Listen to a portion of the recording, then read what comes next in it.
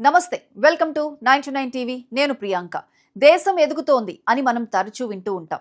GDP పెరిగిందని, stock market కొత్త రికార్డులు సృష్టిస్తుందని, విదేశీ పెట్టుబడులు వస్తున్నాయని వార్తలు చూస్తుంటాం. కానీ ఒక దేశ ఆర్థిక ఆరోగ్యాన్ని నిజంగా కొలిచే ప్రమాణం ఏంటి? ప్రభుత్వ ఖజానాలో ఎంత డబ్బు ఉంది అనేది కాదు, దేశ ప్రజల వద్ద ఎంత సంపద ఉంది అనేది కాదు. ఒక దేశం సంపాదించిన మొత్తం సంపదలో నుంచి అప్పులు తీసేస్తే మిగిలేది ఎంత? అదే ఆ దేశ అసలైన నికర సంపద.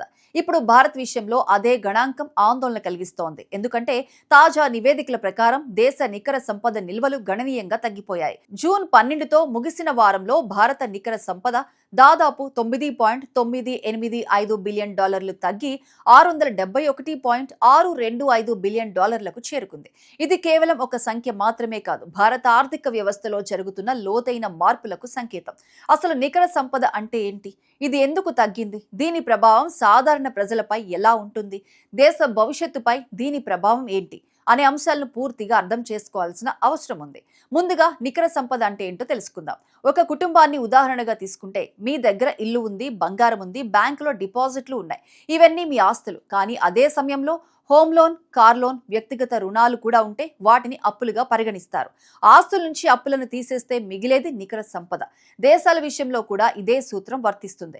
ప్రభుత్వ ఆస్తులు, విదేశీ మారక నిల్వలు, బంగారం నిల్వలు, ఇతర ఆర్థిక ఆస్తులు కలిపి ఒకవైపు ఉంటే, ప్రభుత్వ అప్పులు, బాహ్య రుణాలు, ఇతర ఆర్థిక బాధ్యతలు మరోవైపు ఉంటాయి. ఈ రెండింటి మధ్య వ్యత్యాసమే నికర సంపద. తాజా గణాంకాల ప్రకారం భారత నికర సంపద $9.985 బిలియన్ తగ్గటం వెనుక ప్రధాన కారణం విదేశీ కరెన్సీ ఆస్తుల తగ్గుదల. విదేశీ మారక నిల్వలు దేశానికి ఒక రక్షణ కవచంలా పనిచేస్తాయి. అంతర్జాతీయ మార్కెట్లో చమురు ధరలు పెరిగినా, డాలర్ బలపడినా, దిగుమతుల ఖర్చు పెరిగినా ఈ నిల్వలే దేశాన్ని కాపాడతాయి. కానీ ఇటీవల గ్లోబల్ పరిస్థితుల కారణంగా భారత రిజర్వులు ఒత్తిడికి గురవుతున్నాయి. అమెరికా డాలర్ బలపడటం, అంతర్జాతీయ పెట్టుబడిదారులు సురక్షిత ఆస్తుల వైపు మొగ్గు చూపటం, చమురు ధరల పెరుగుదల వంటి అంశాలు భారత నిల్వలపై ప్రభావం చూపిస్తున్నాయి. ఇక్కడ మరో ఆసక్తికరమైన విషయం ఏమిటంటే, విదేశీ కరెన్సీ ఆస్తులు తగ్గినా బంగారం నిల్వలు మాత్రం పెరుగుతున్నాయి. ప్రపంచవ్యాప్తంగా అనిశ్చితి పెరిగినప్పుడు కేంద్ర బ్యాంకులు బంగారాన్ని ఎక్కువగా కొనుగోలు చేస్తాయి. ఎందుకంటే బంగారం అనేది శతాబ్దాలుగా విశ్వసనీయ ఆస్తిగా గుర్తింపు పొందింది. అమెరికా చైనా ఉద్రిక్తతలు, రష్యా ఉక్రెయిన్ యుద్ధం, ఇరాన్ ఇజ్రాయెల్ ఘర్షణలు, మధ్యప్రాచ్య అస్థిరత వంటి పరిణామాల కారణంగా ప్రపంచ దేశాలు తమ బంగారం నిల్వలను పెంచుతున్నాయి. భారత రిజర్వ్ బ్యాంక్ కూడా అదే వ్యూహాన్ని అనుసరిస్తోంది. కానీ ఇక్కడ అసలు ప్రశ్న ఏమిటంటే, నికర సంపద తగ్గితే సామాన్యుడికి ఏమవుతుంది? ఇది నేరుగా మీ జేబుపై ప్రభావం చూపకపోయినా పరోక్షంగా ప్రభావం చాలా పెద్దగా ఉంటుంది. విదేశీ నిల్వలు తగ్గితే రూపాయి విలువపై ఒత్తిడి పెరుగుతుంది. రూపాయి బలహీనపడితే చమురు దిగుమతులు ఖరీదవుతాయి. చమురు ధరలు పెరిగితే పెట్రోల్, డీజిల్ ధరలు పెరుగుతాయి. రవాణా ఖర్చులు పెరుగుతాయి. దాంతో కూరగాయల నుంచి ఎలక్ట్రానిక్ వస్తువుల వరకు అన్నింటి ధరలు పెరగటం ప్రారంభమవుతుంది. అంటే ఒక గణాంకంగా కనిపించే నికర సంపద తగ్గుదల చివరకు ద్రవ్యోల్బణ రూపంలో మీ వంటింటి బడ్జెట్పై ప్రభావం చూపుతుంది. ఇది కేవలం భారతదేశానికి మాత్రమే సంబంధించిన సమస్య కాదు. ప్రపంచవ్యాప్తంగా అనేక దేశాలు ప్రస్తుతం ఇదే పరిస్థితిని ఎదుర్కొంటున్నాయి. కోవిడ్ తర్వాత ప్రపంచ ఆర్థిక వ్యవస్థ పూర్తిగా కోలుకోలేదు. సరఫరా గొలుసు సమస్యలు, యుద్ధాలు, ఇంధన ధరల అస్థిరత, అధిక వడ్డీ రేట్లు ప్రపంచ ఆర్థిక వ్యవస్థను ఒత్తిడిలో ఉంచుతున్నాయి. ఇలాంటి పరిస్థితుల్లో దేశాలు తమ ఆర్థిక నిల్వలను కాపాడుకోవడానికి కఠిన నిర్ణయాలు తీసుకోవాల్సి వస్తుంది. భారత్ విషయంలో మరో ముఖ్యమైన అంశం పెరుగుతున్న ప్రభుత్వ వ్యయం, మౌలిక సదుపాయాల నిర్మాణం, రైల్వేలు, హైవేలు, రక్షణ రంగం, సంక్షేమ పథకాలు వంటివి అనేక రంగాల్లో భారీ పెట్టుబడులు పెడుతోంది. ఇవి భవిష్యత్తులో ఆర్థిక వృద్ధికి ఉపయోగపడతాయి. కానీ స్వల్పకాలంలో ప్రభుత్వ ఆర్థిక ఒత్తిడిని పెంచే అవకాశం కూడా ఉంటుంది. అందుకే ఆదాయం పెరగటం, పెట్టుబడులు ఆకర్షించడం, ఎగుమతులను పెంచడం చాలా కీలకం. ఇక్కడ విదేశీ ప్రత్యక్ష పెట్టుబడులు అంటే ఎఫ్డిఐ పాత్ర కూడా చాలా ఇంపార్టెంట్. ఒక దేశానికి ఎక్కువ ఎఫ్డిఐ వస్తే విదేశీ కరెన్సీ ప్రవాహం పెరుగుతుంది, ఉద్యోగాలు సృష్టించబడతాయి, ఉత్పత్తి పెరుగుతుంది, ఎగుమతులు పెరుగుతాయి. తద్వారా దేశ ఆర్థిక నిల్వలు బలపడతాయి.